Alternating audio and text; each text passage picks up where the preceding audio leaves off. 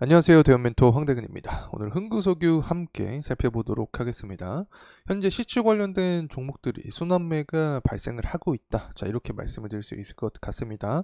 초반에는 이 석유랑 가스 관련된 종목들이 먼저 상승을 해주는 모습을 보여주었고, 현재는 이제 기자재 업체들까지 순환매가 계속해서 이루어지고 있다. 이렇게 말씀을 드릴 수 있는데, 엑슨모빌이 이 5개 기업에 접촉했다라는 내용들이 나와주면서 금일 태광이나 성광밴드 같은 다른 피팅 업체들이 상승세를 보여주고 있습니다.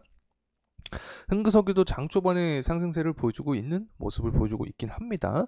현재 시초 관련주가 순환매가 돌고 있기 때문에 다시금 흥구석유에 대한 시장의 관심이 돌아올 가능성이 존재한다. 이렇게 말씀을 드릴 수 있겠습니다. 그래서 가격적인 흐름을 보게 되면 사실 지금까지 흥구석유 같은 경우는 굉장히 동일한 패턴을 보여줬죠. 그래서 앞으로의 이런 방향성까지 한번 알아보면서 현재 흥구석유의 장 초반이 상승세에 대한 원인까지 함께 파악을 해보는 시간 갖도록 하겠습니다.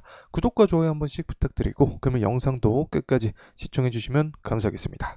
현재 흥구석의 가격적인 흐름세부터 다시 한번 살펴보도록 하겠습니다. 금일 장 초반에 그래도 상승에 대한 모습을 보여주고 있기는 합니다. 6월 3일날 강한 거래량이 들어와줬죠. 당시에 이 동해 관련된 이야기가 처음 나와주면서 흥구석유 그리고 한국석유 같은 석유 관련된 종목들의 시장의 관심도가 굉장히 커졌습니다. 그리고 6월 4일날 기점으로 윗꼬리가 좀 출현을 해줬습니다. 그러면서 하방 압력을 좀 받았다. 그리고 최근 들어서는 다시금 상승 탄력을 보여주기 위한 어떤 계기를 좀 만들고 있지 않나 생각을 하고 있습니다.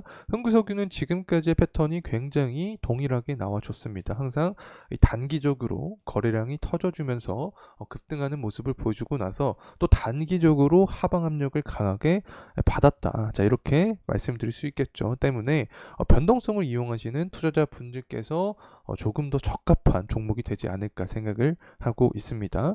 흥구석유의 주가가 상승하기 위해서는 글로벌 정세가 악화되면서 결국에 유가가 상승하는 모습까지 이어져야지 지금까지 주가의 상승 흐름을 보여줘 왔습니다. 그래서 앞으로 정세적인 부분도 우리가 파악해 나가야 된다는 점 말씀을 드립니다.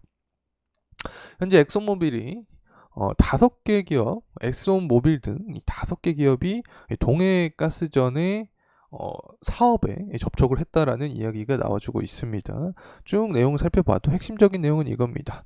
정부와 석유 공사는 올해 12월부터 4개월 동안 약 1,000억을 들여서 동해 심해가스전 사업에 첫 탐사 시추를 진행할 계획을 갖고 있다. 따라서 한국 단독으로 첫 탐사를 진행할 가능성이 커졌다라는 내용이 나와주고 있습니다. 그래서 향후 일정에 대해서 2024년 심해 지역 1차 탐사 시추 개시할 것이다. 그리고 25년부터 순차적으로 잔여 유망 구조에 대한 탐사 시추를 추진할 계획이다라고 밝혔습니다. 여기서 우리가 그래도 알 수 있는 내용은 이 동해 석유 유전 관련된 이슈는 사실 25년까지도 이어질 가능성이 높다. 실제로 25년 상반기에 1차적인 결과값이 나온다라는 이야기가 계속해서 들려오고 있기 때문에 이 모멘텀은 유지될 가능성이 있다. 하지만 그 일정, 그 타이밍이 언제가 될지가 중요한 부분이죠. 그래서 이러한 부분은 제가 여러분과 추 영상을 통해서 계속해서 이야기하도록 할 테니까 구독과 좋아요 한 번씩만 부탁드리도록 하겠습니다.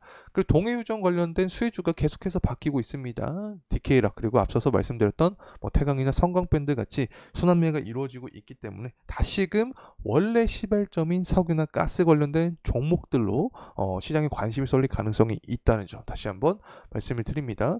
그리고 또 푸틴이 한국에 대해서 아주 큰 실수를 했다 이런 이야기를 해주고 있습니다. 한 번 더 긴장감을 유발을 하는 발언이죠. 최근에는 러시아가 북한을 방문을 해줬기 때문에 러시아와 북한의 어떤 우호적인 관계가 다시 한번 부각이 됐는데 11월 대선을 앞두고 이런 정세적인 그 변화 이런 부분이 계속해서 기사화될 확률이 높다고 설명을 드렸습니다. 이렇게 되면은 흥구석유나 한국석유 같은 종목들에게는 땡큐죠. 글로벌 정세 악화가 주가 상승 모멘텀까지 이어질 수 있는 부분이기 때문에 앞으로 흥구석유에 대한 석유가스, 시추 관련된 이야기를 제외하더라도 글로벌 정세가 악화되는 모습을 보여주게 되면 이 부분이 바로 주가 상승의 어떤 모멘텀까지 이어질 수 있다는 점 다시 한번 말씀을 드립니다. 자, 그리고 나서 이스라엘과 헤즈볼라 전면전이 우려가 되고 있다라는 내용도 나와주고 있습니다.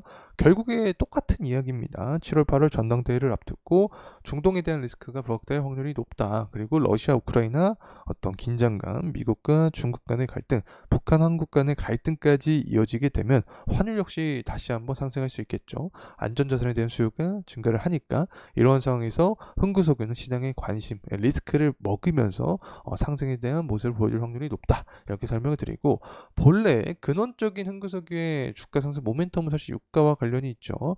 이 원유 테마가 형성이 되려면 유가가 최소 80불 후반부까지는 다시 만들어줘야 됩니다. 그래서 80불 후반부를 터치를 하게 된다라고 하면 원유 테마가 형성이 되면서 유가는 상승 탄력을 받을 수 있게 된다는 점 말씀을 드립니다.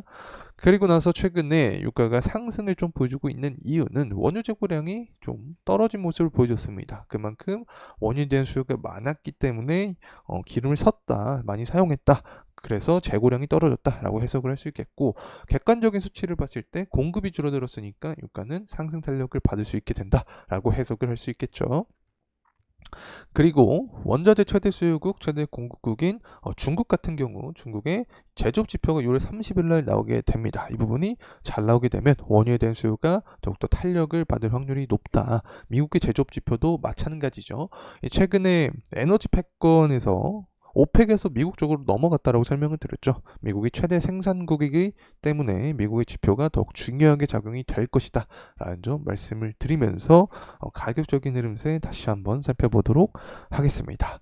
흥구석유 같은 경우에는 일단 주봉으로 조금 더 길게 보게 되면 5일선 구간에 놓여 있기 때문에 5일선 구간을 이탈하지 않으면서 다시금 상승 탄력을 받는 게 중요하게 작용이 될 수 있다. 그래서 6월 3일 날 고점 구간이 있죠. 이 구간을 돌파하는 게 1차적인 포인트가 될 수 있다는 점 말씀을 드립니다. 그리고 이러한 상승에 대한 모멘텀은 앞서서도 설명을 드렸지만 일단 정세가 악화되는 모습을 보여주게 되면 리스크를 동반하면서 상승 탄력을 받을 수 있는 게 흥구석유이기 때문에 관련된 모멘텀을 받을 확률이 존재를 한다. 그리고 동해 석유가스 관련된 이 종목들 테마가 현재 순환매가 돌고 있기 때문에 원초적으로 상승했던 첫 종목인 흥구석유로 시장에 관심이 쏠리면서 주가 상승 모멘텀까지 이어질 확률이 존재한다. 이렇게 두 가지 포인트를 들을 수 있을 것 같고, 마지막 포인트는 이제 원초적인 유가죠.